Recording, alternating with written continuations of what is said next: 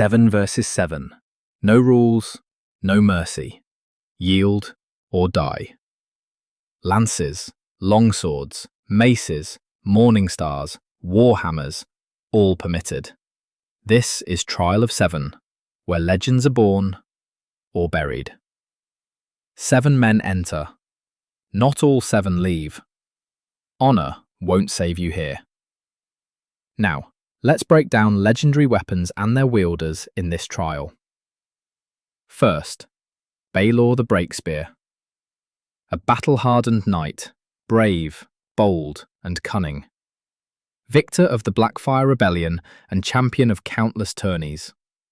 Prince Baelor favours the lance for the opening charge, where he excels.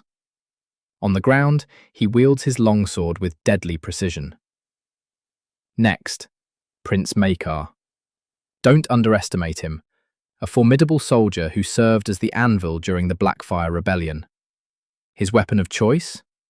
The mace. Devastating at range, capable of crushing armour and shattering bone with sheer kinetic force.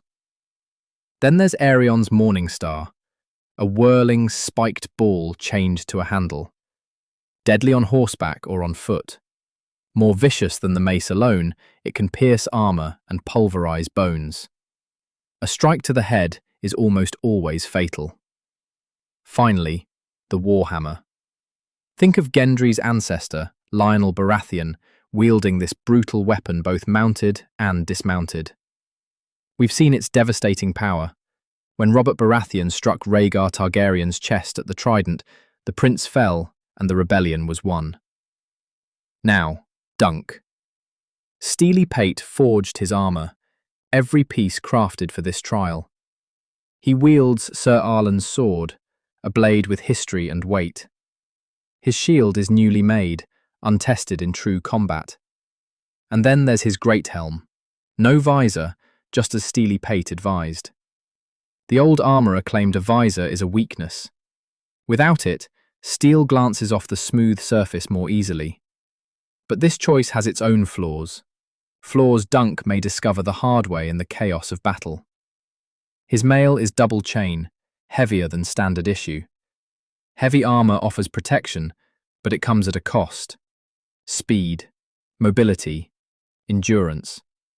And in an arena churned to mud, every step becomes a struggle.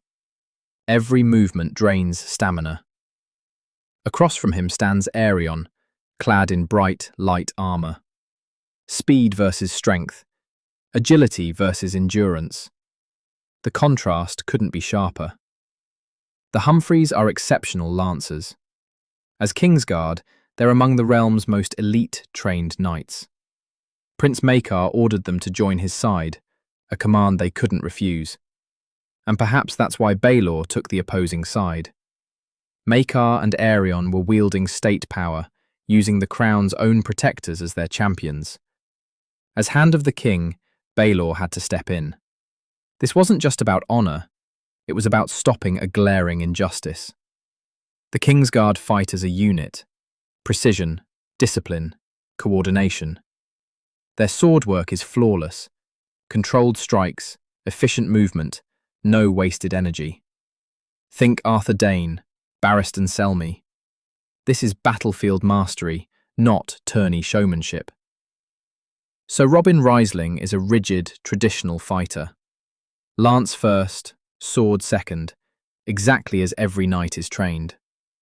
Steffan Fossaway and Daeron, both swordsmen, pure and simple.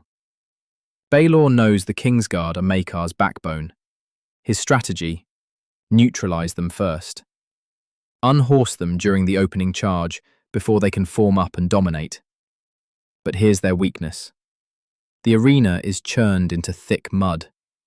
Heavy armour sinks deep, refined footwork falls apart. The mud favours brutality over technique. If Baelor's side can unhorse the Kingsguard early and attack them in the mud, weighed down, struggling to rise, they turn the arena into a weapon.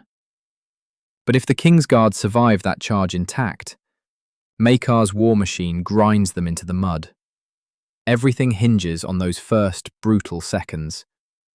Aerion will target Dunk, obsessed with crushing the hedge knight who humiliated him. And Dunk? He'll be hunting Aerion just as fiercely.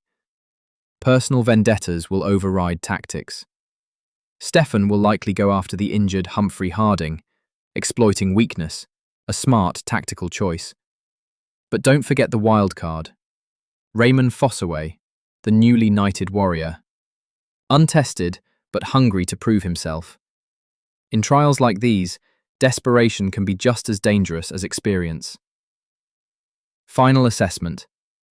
Aerion's side holds the advantage, at least on paper.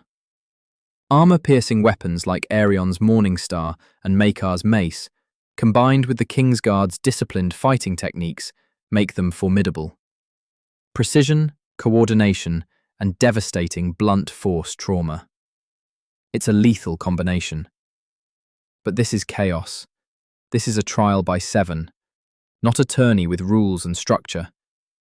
In chaos, fancy technique and stylish swordwork mean nothing. Brutal force, raw determination, and the will to survive, that's what wins in the mud and blood. Beneath that heavy armor, Dunk is afraid. He's a hedge knight facing princes and Kingsguard. One mistake, one slip in the mud, and he's dead. No songs will be sung for him. No one will remember his name.